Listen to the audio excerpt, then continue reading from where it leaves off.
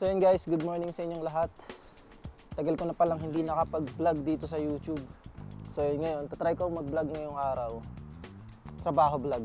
Yan. So ito na yung season sa amin dito sa South Korea. Ang date ngayon ay April 24, 8:25 na ng umaga. Ayan. Parang magbabagyo doon, oh. Ayan yung kapal ng ulap. Tagal ko na palang hindi nakapag-vlog. Napapanood ko yung mga vlog ko ng mga umpisa. Episode. Basta yung mga bagong-bago pa dati. Lagi pala kami dito sa company. Tapos ngayon nabago. Puro yung vlog ko na ay sa labas. Sabi ko, puro gala na yung vlog ko.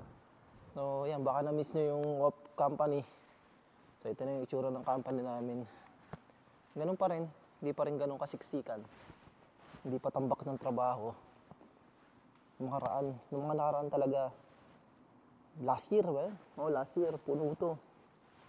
Pero pag ganyan, mukha lang siyang madami. Pero mabilis lang yan maubos. Yan. Ang gagawin natin ngayon ay yomso, yung kulay pula naman, itong mga chlorine. Nakakamiss mag-vlog dito sa company. So hindi na ako nagbablog nga kasi laging ito yung content ko noon. Kasi naalala ko, nung napanood ko yung mga vlog ko nung una, na-miss ko, sabi ko parang parang tagal na itong vlog na to. Nagganon ako, sabi ko, bablog ulit ako dito sa company. Buksan na natin yung makina. Para start na tayo. Ito lang naman ang kailangan dito eh. Ang mag-ingay. Yan. Sarang na natin siya sa machine. Ang kailangan lang talaga dito sa company namin, tumunog. Para marinig sa office na nagtatrabaho kami. Kasi pag nandyan yung boss, kunyari wala kaming ginagawa, binubuksan lang namin yan. Tapos yung ganito, yung container, pag wala talagang gawa, paulit-ulit lang namin sinasalang. Para kunyari may trabaho. Kunyari may ginagawa. Yung gagawin natin. Yung pa iba, nasa loob ng oven. Let's go! Start! Diba? So to, tagal pa yan. Mga 5 minutes pa to, 10 minutes bago makapasok. Bagal. So yan, pag ganyan, na umi-start na yung makina, gala-gala na ako niyan. Kasi 15 minutes naman yan eh. Dito tayo. So yun, malapit na. Konti na lang. Kailangan dyan sa loob. Kasi ito yung mga sinesetting. Yung mga spray gun.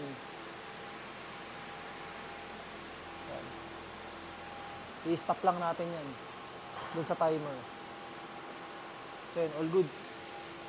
Tapos aantayin na natin yung charging natin na mag-setting yan. Pero okay naman, na-setting ko na yung kahapon. Pero antayin natin siya. So, yung layo, ito pala, uusog pa. Tapos doon okay na. Set lang natin dito.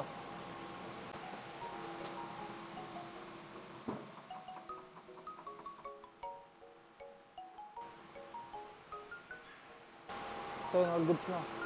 Pero checkin pa rin na nung charging natin. Ganyan lang yung pagsaset. All goods na. Guys, ganito ang setup sa amin tuwing umaga. Pagka walang trabaho, yung dalawa namin kasamang Korean, hindi namin alam kung saan nagpupunta. Parang din, sa atin sa Pinas, pipetics. Kaya kaming dalawa lang ni Kuya Kevin yung nagtatrabaho doon. Yan, yung matanda, yung sadyang namin, matutulog na yun sa gisuksa. Yan, kaming dalawa lang ni Kuya Kevin yung nagtatrabaho dito. Pero pag may mga trabaho naman sila, nandyan sila gumagawa. Pero yan kasi tapos na nagawa na nila. Yan, si Kuya Kevin. Busy. Pero sa amin, sa ating mga Pilipino, hindi pwede yun. Pag wala tayong ginagawa, hanap talaga tayo ng gagawin. Sila, petics. Pero pag nandyan yung boss, hindi nila nagagawa yun. Kaya pag wala, dun sila nakakapag-petics. Boss, dito yung tambayan namin. Pagka Kunyari patapos na yung trabaho, mga 5:30, alas 5. Yan. Ito yung spot na blind spot. Wala kasing CCTV dito eh. Ito kami nakatambay. Pero maganda naman, sa mga Korean na kasama namin, pag wala talaga kami ginagawa, okay lang, tumambay ka. Pero pag nandyan yung boss, magtatrabaho kayo dapat. Kasi minsan na nga lang pumunta yung boss, makikita pa kayong walang ginagawa. Diba? Kaya pag nandyan, trabaho talaga. Pero sila, pag wala yung boss, gagawin na nila yung trabaho nila na mabilis. Tapos tatambay na sila. Pag nandyan yung boss, tatrabaho ulit sila. Parang masipag sila, ganun. Siyempre tayo, mga ano tayo dito, foreigner, redugin, hindi natin pwede gawin yun. Kumbaga tayo, pag may trabaho, bagalan na lang natin. Kami kasi ni Kuya Kevin ginagawa namin, pagkakaunti ng trabaho, binabagalan lang namin. Para kahit dumating man yung boss, makita na may ginagawa kami.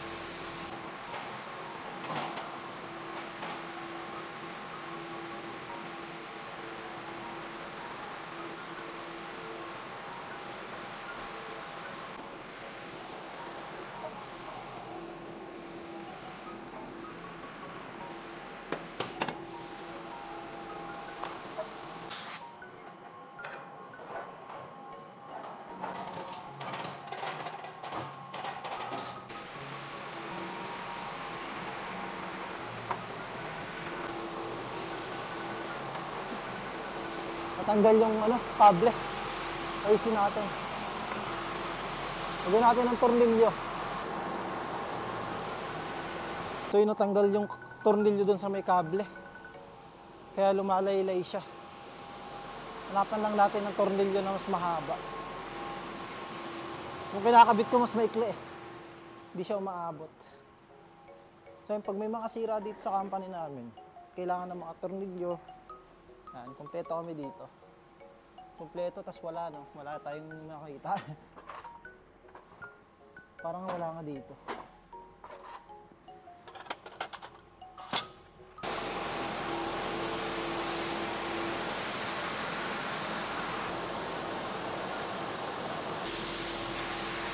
All goods.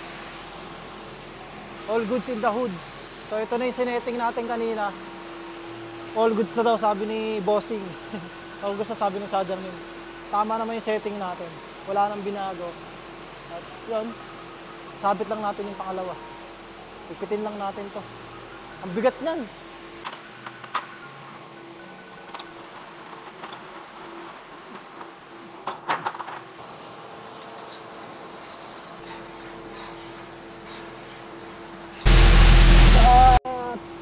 May natirang pintura. So grinder na naman tayo for today's video. Ito na nagpapahirap talaga yung may mga natitirang pintura. So let's go.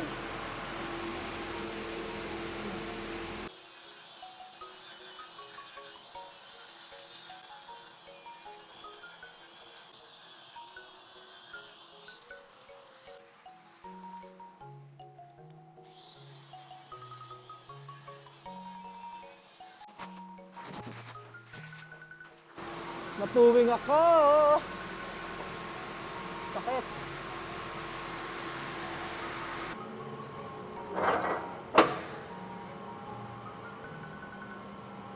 So yun, ito na yung trabaho natin paulit-ulit.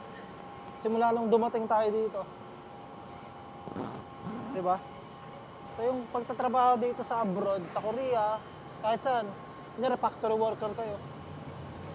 Paulit-ulit lang. Magsasawa ka na nga lang eh. Parang paulit-ulit tayo nangyayari. Walang bago.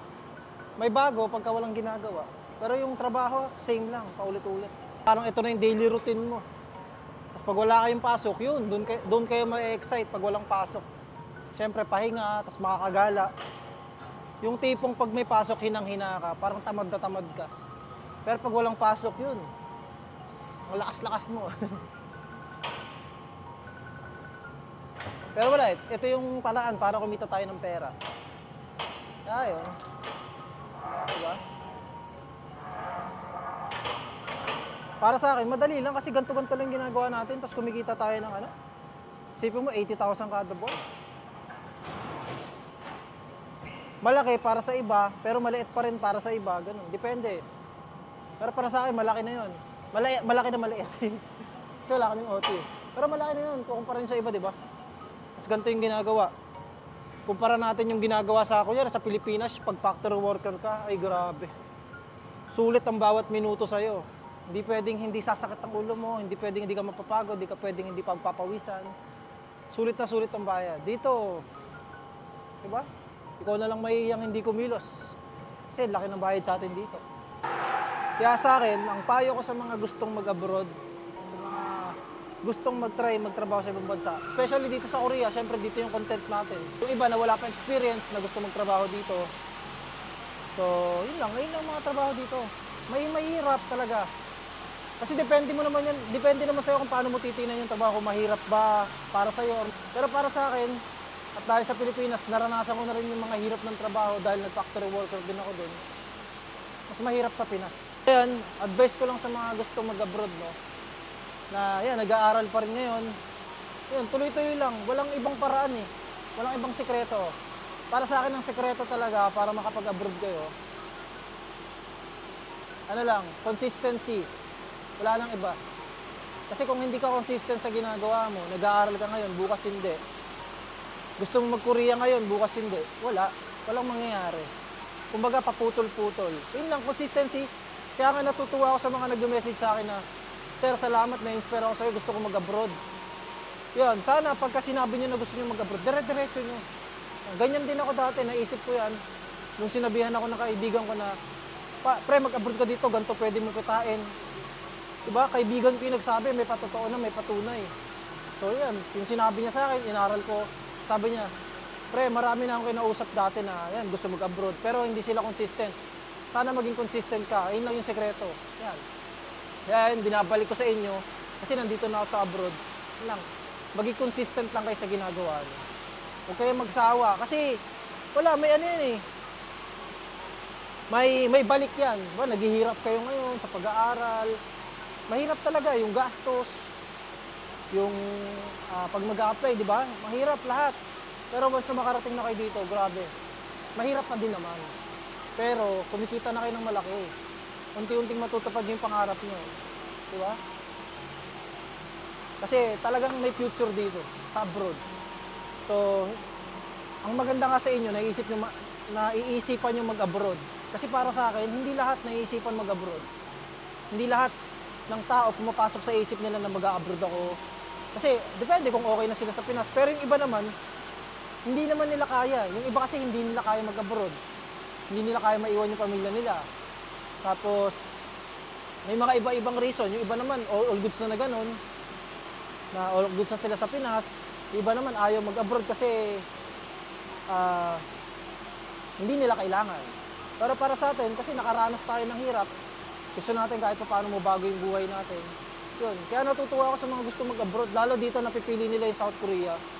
Kaya yun, yung masasabi ko, hindi kayo nagkakamali. Hindi kayo nagkakamali ng pinili na bansa. Dahil dito sa South Korea talagang sulit yung pagod nyo. Kaya nga lagi ko ina-advise sa mga gusto mag-abroad, pili kayo ng bansa na worth it yung pagod nyo. Pero depende pa rin yan. Baka mamaya kasi mga college graduate kayo. Siyempre hindi na para sa inyo to. Kaya mga professional kayo, hindi para sa inyo. Para lang to sa mga katulad nating mga, simpleng tao lang na, simple lang ang buhay sa Pinas, yung mga wala talaga sa Pinas, na gustong, mabago yung buhay nila. Dito sa South Korea, magtrabaho kayo dito, factory worker. Diba? Hindi mo kailangan nakatapos ka ng pag-aaral, kahit may tato. Diba? Napakaluwag dito. Mahirap lang yung pag-a-apply, kasi mag-aaral ka pa. Pero wala. Ginawa na namin lahat yan. Lahat ng nasa Korea, pinagdaanan namin lahat yan. Diba?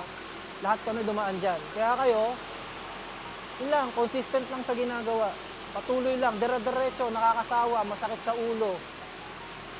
Parang walang nangyayari, paulit-ulit. Minsan, babagsak ka pa sa exam. Tapos, may exam na naman, babagsak ka. Minsan, hindi ka makakasama sa registeran. Pero all goods lang, dire-diretso lang. Kasi pag huminto ka, wala na. Wala nang chance. Diba? Ganun lang. Yung mga kasama ko nga dito, 5 beses nag-exam. O, di ba? Ngayon, nandito na sila. Ganun lang yan. Basta taya lang ng taya. Kumbaga sa ano, loto, taya lang ng taya pagka tumama. Di ba? Yan, kami, nandito na kami ngayon.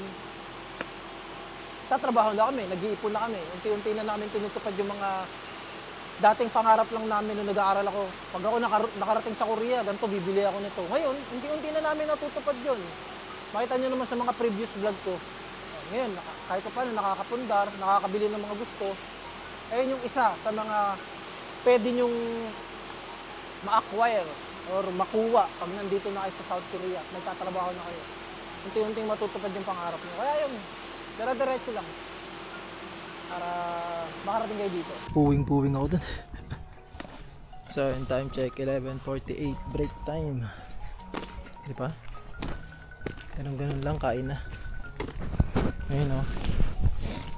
Ayun yung mga humahalo sa hangin na na-inhale natin. Ganyan pagka spring, tapos pa summer. Yun. Diba? Kaya pag mga gantong time, dapat naka-face mask. Tapos ako di naka-face mask na. Hindi, sanayan na lang.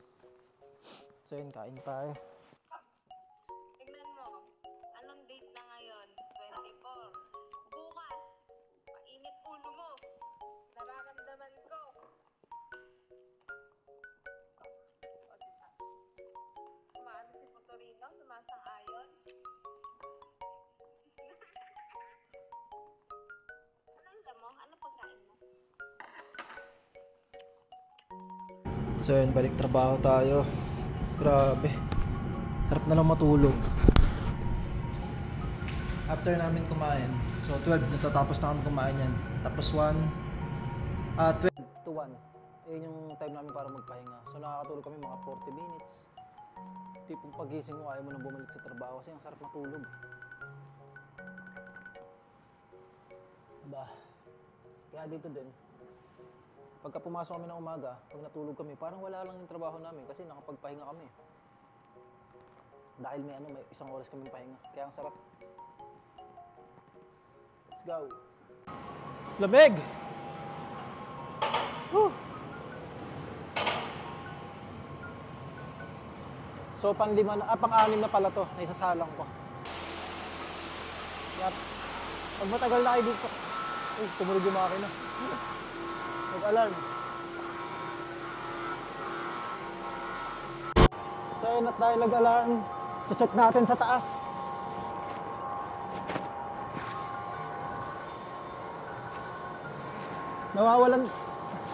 Nawawalan kasi ng bala to eh. Yung short ball machine. Kaya kailangan i-check pag tumunog. So yun, nag-aalarm siya ng kay lakas-lakas.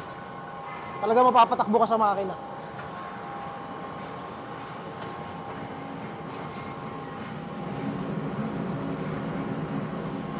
Konti na lang. Ayun yung bala niyan. Hindi kasi kita.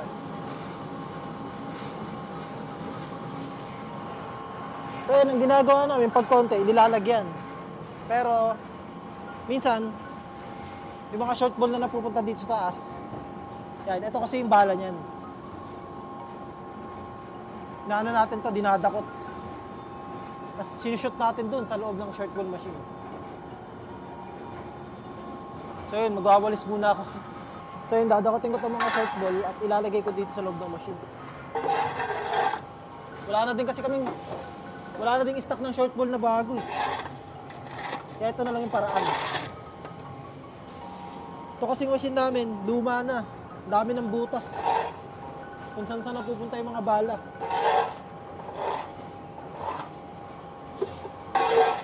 Kaya dagdag din to sa trabaho ko. Kasi pag hapon, pag tapos na ako mag short ball machine, winawalis ko yung mga tumatalsik. Ang dae pa naman. No choice.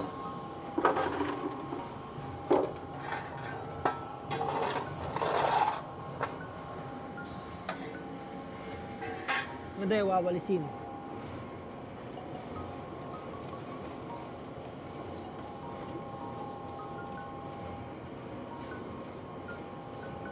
Nung una ako, nung bago ako dito, Pag tumutunog yung machine, di ko alam kung ano yung gagawin ko. Lumalapit sila sa akin. Korean, si Kuya Kevin. Siyempre sila matatagal na dito. Alam nila yung diskarte. Ayan, tuturo nila sa akin. Nung katagalan, pag lagi ka nang nasisiraan, tumutunog yung machine, alam mo na yung problema niya. Check mo yung mga ano. Yan, number 1 yung bala. Kaya siya nag-a-alarm pag wala ng bala. Minsan naman, may mga bara, ganun. O kaya ayaw umandar ng makina sa loob. Siyempre, makina natin to. Tayo yung nakapwesto dito, kaya alam na natin.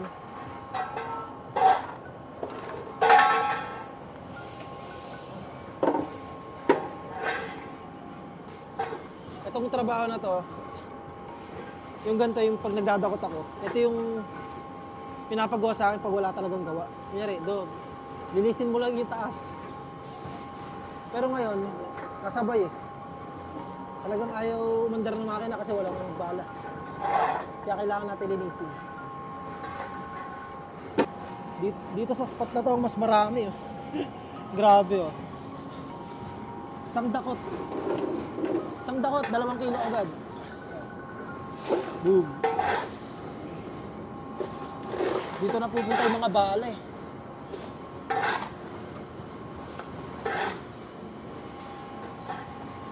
Kaya dito na natin dedirekta.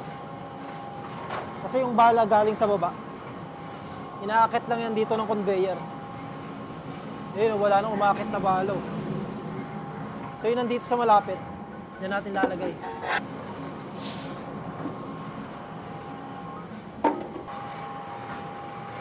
So yun, bababa na tayo. Ayun yung pwesto natin.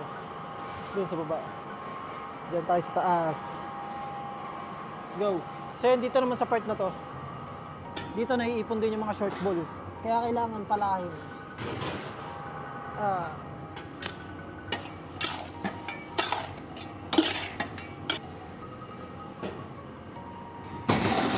Basta magtrabaho ka, hindi naman yung sobrang bagal, hindi naman yung sobrang bilis, sakto lang. Basta magtrabaho ka, yun yung pinaka-importante. So yung testing natin kung hindi natutunog.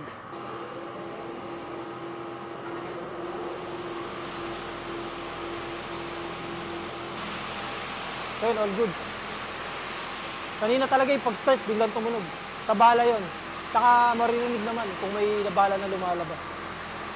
So yun, nadagdagan naman kahit pa paano. Let's go. Tuloy na natin yung ginagawa natin. Tumunog na naman! So yun, marami naman palang bala. Okay, no?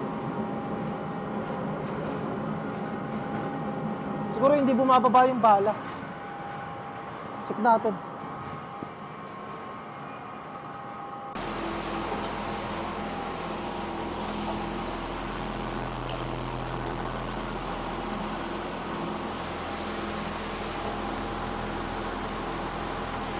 Okay naman.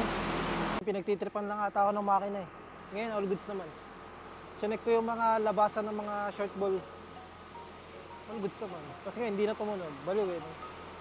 Pinapaano lang ako, pinapatakbo ko eh. Kasi pag marinig mo talaga yun yung ingay, mapapatakbo ko eh. So yun. Tambay muna tayo saglit. Ang lamig ngayon.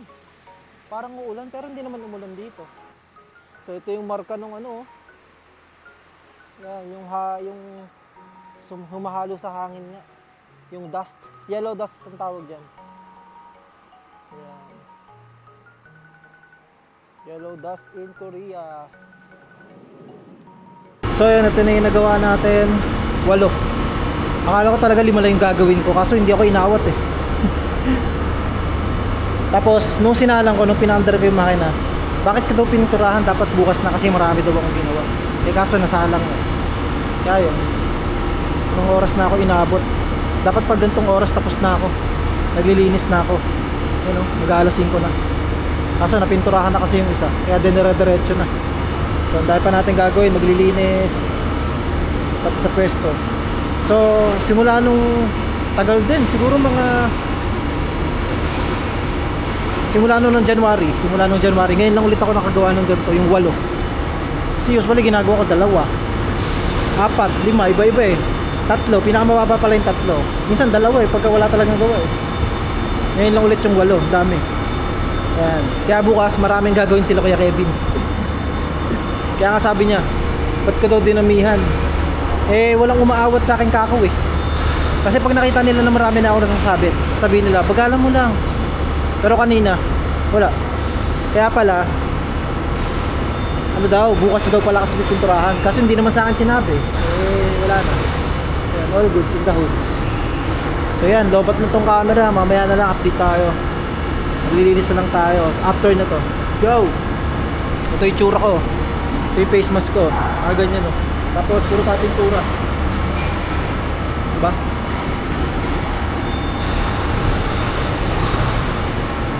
Let's go!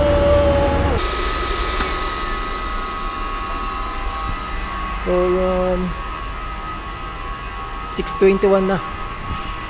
At binalikan natin yung yung oven kasi hindi sumakto sa oras. Ano na ako, pambahay na. Lamig, lumalamig na naman dito sa Korea. So ang gagawin natin ay magsasaing at hindi ko alam kung magja-jogging ako. Baka pumunta na lang ako doon kala Kuya Gerald dahil bukas daw may dadating na bagong Pilipino kasama ni Kuya Gerald. Bali magkakaroon na siya ng kasama doon sa apartment. So yun, ayun lang ang trabaho natin ngayong araw. Mas marami nga ngayon. Marami tayong ginawa eh. Kasi isang batch kasi siya. 8 container pinagsama-sama ko na. So dapat nga bukas pa daw pipinturahan, kaso napinturahan ko na isa. Kaya yun, sumobra talaga sa oras. Pero all goods lang yun. Natapos naman. So yan, hanggang dito na lang yung vlog natin. Paalam. Bye bye.